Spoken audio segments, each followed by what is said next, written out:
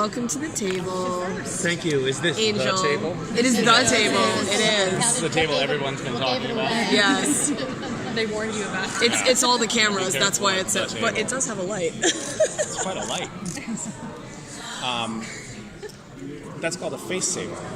Yeah, it's the beauty lights. And We makes you have prettier those. than We have those every once in a while. It's deployed on a camera. Yeah. On Supernatural, and we call it the face saver. And when they put that on around the lens, we know that we look particularly awful that day. It's like, wow, you look awful. Here, let's stick that on there. This is because everybody looks like they have jaundice in this room. Yeah, it is Great. true. Good to know. Any questions? Yes. Many. I was going to say. I'll go first. Go first. So we've been talking about the fact that these characters, within not just this genre but around, they show a side of masculinity that's emotional and not normally seen. It's a rarity in television and film where you see these manly men, right? But they have hearts and souls. And Sometimes. Sometimes. So can you talk about showcasing that and being a part of that, especially with It's an interesting show, especially at this moment. By the way, I don't think this show would have gotten on the air today, because at this moment, at having like a show with only men as series regulars is anathema to our thinking about how representation should be conducted in television, and it's rightly so. But it is an interesting opportunity for us to explore masculinity from a different perspective than it is looked at in television. And I think it's a really fascinating laboratory to be able to play around with. And it might not happen again. I mean, I really don't know when there's going to be a major television show that is with all these manly men. Manly men. Manly men. You know what's amazing is that I did the same thing to Jensen when I walked by him with like, just we're synced up. We get it. as you said. So anyway, Very manly. but I think this show discovered that about itself early on. I probably am speaking out of school, but I don't care, because what are they going to do? Fire me? It's all out today. There was a mandate from the network in season 3 to add 2 female series regulars to the show. And those characters, while they were portrayed by excellent actresses who have gone on to great careers, the characters didn't feel like they fit. It was like, well, this isn't actually what the show is really about. It's about brotherhood in both the literal and broader sense of the term. And that's why my character worked, and that's why even Mark Shepard's character worked, and why Alex's character worked. There are these characters that come in that are also a part of this fraternity, and we get to explore brotherhood without it being about, I don't know, typically I think in a show like that you would expect to have like a lot of romantic foil female characters, Right. or something that like it's about those relationships between men and women, and this is really primarily, and I think the show was trying to find its footing in the beginning, trying to figure out like how do we integrate that aspect, because that's a part of a television show that we need to have, because that's what always happens. And in the end, I think we ended up just doing a show that's really about fraternity, about brotherhood, and that's kind of interesting. And I think that, I don't know. I mean, I have opinions about it. They're not very well informed, but they're opinions, and I think it's interesting, and I like that the show has allowed itself, and the network and the studio, amazing studio, have allowed the show to kind of break the mold and just do that, instead of trying to conform to how television normally deals with gender exploration. So yeah. Anyway. Why it's on 15 seasons, I think. Yeah, I mean that's part of it. There's a million factors that go into the longevity of Supernatural, but the fact that we were exploring those themes that aren't explored elsewhere probably helped. Also, before Holly breaks my arm, our cookbook went on sale for pre-sale this weekend. So if anybody wants to plug that, that would be helpful because. If we do well in pre-sales, then it gets onto like bestseller lists and stuff like that. It's called The Adventurous Eaters Club, and it's actually about feeding children well and changing the paradigm of North American children's cuisine, but also about coalescing families around cooking. So it's not a force for evil.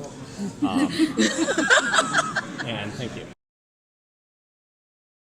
More than one question. Yeah, that's what we just said. One question. More Gish going on. Yeah, are you gonna keep doing that? I don't know. I have a feeling that we'll probably do one more year of Gish, but I feel like I'm also at a point in my life where I kind of want to start doing some new things and Back down. It's not our fault. We were on schedule. We were totally on schedule. I just sat down. Okay, yeah. So I'm at We were on schedule. It's all good. yeah. It'll be my 4th year. All right. You're a wily veteran. Glutton for punishment Yeah. is what I am. Yeah. Sorry for all your pain. Thank you. Of all the weird things you've made people do, what is your favorite? What is the absolute weirdest thing or the one that brought you the most unexpected joy? Well, there have been a lot that have been really gratifying because I've had the opportunity to humiliate people. But It's very angelic. The one that always stands out in my mind was it was in. Gosh, now I don't even remember. I did a scavenger hunt that was before Gish. It was like the prequel. I think it might have been that year, but maybe it was the first year of Gish. But it was, the item was cover yourself completely in cotton candy with only your face showing, and you have to be wearing bright red lipstick. And I don't know where that came from, although I think it's like loosely based on being tarred and feathered. I mean, it's really just cruel. And there's a photo that came in from I think it really was the very first year. It came in an email, and the hunt was still going on, and I saw that image, and it was this guy in the Philippines standing in his bedroom in front of his closet door, completely covered in half-melted cotton candy with bright red lipstick on his face, and he just looked so miserable. And it brought me such joy. I just laughed and laughed and laughed. So that one, being early on, probably had a bigger punch than some of the other ones. I love that. That's amazing. Female characters, how maybe, because of the nature of the show, they didn't really get their time. I wonder if you think there's any possibility that in the future, female characters from the show, female characters that in the universe have a space, whether it's a spin-off, whether it's a sequel, whether it's a different show. We know we tried with Wayward Sisters. That didn't work out. I mean, I think Wayward Sisters, I actually really liked that we went in that direction for the spin-off. It was an experiment that didn't succeed for multifarious reasons. But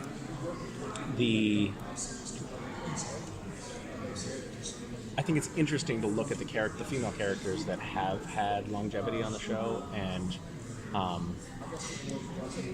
I think that there are a lot of really strong representations there that are great and that we can be proud of. But it just hasn't been a show about women, and that's such a tricky thing because you don't want to be, especially in Hollywood, you don't want to be marginalizing female characters. It's a terrible thing to be doing for a million reasons. And yet we're in this weird situation where we're talking about brotherhood, and it doesn't make a ton of space for women.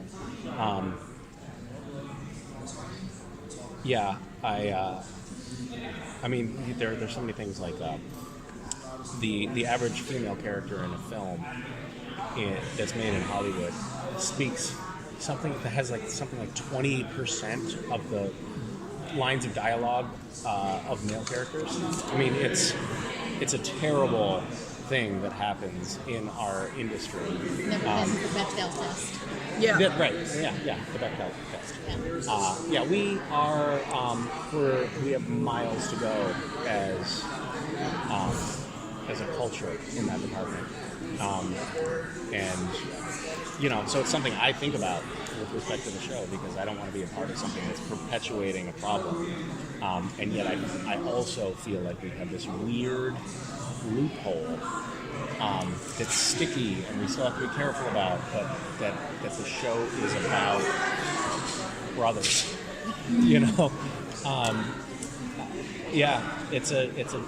I even, like, you notice I start stammering a little, like it's a little bit hard to talk about because it's complicated. I was actually gonna. Force it. It would take the story if you forced it in. Like if it makes sense. Sure. I mean, yeah, and who knows? I mean, there could have been a way to have female characters on Supernatural have a much bigger role and still have it be about fraternity. And I think in the last few seasons, that has started to happen a little bit organically. Ruth has been big on our show. We had the resurrection of Mom, and she stuck around for way longer than we thought she would. Yeah. I think. Now you can take the mic. Thank you. Oh, look at it. Bye. Bye.